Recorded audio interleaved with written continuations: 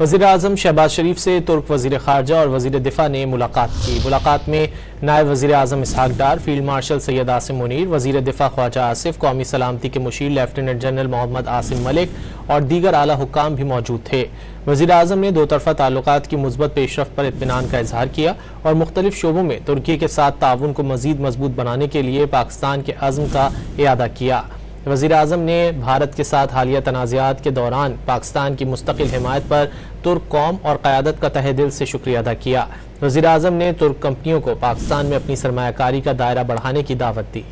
वज़ीर-ए-आज़म शहबाज शरीफ से तुर्क वज़ीर ख़ारजा और वज़ीर दिफ़ा ने मुलाकात की। मुलाकात में नायब वज़ीर-ए-आज़म इसहाक डार, फील्ड मार्शल सैयद आसिम मुनीर, वज़ीर दिफ़ा ख्वाजा आसिफ, कौमी सलामती के मुशीर लेफ्टिनेंट जनरल मोहम्मद आसिम मलिक और दीगर आला हुक्काम भी मौजूद थे। वज़ीर-ए-आज़म ने दो तरफ़ा ताल्लुकात की मुस्बत पेशरफ्त पर इत्मीनान का इजहार किया और मुख्तलिफ शोबों में तुर्की के साथ ताउन को मज़ीद मजबूत बनाने के लिए पाकिस्तान के अज़्म का इयादा किया।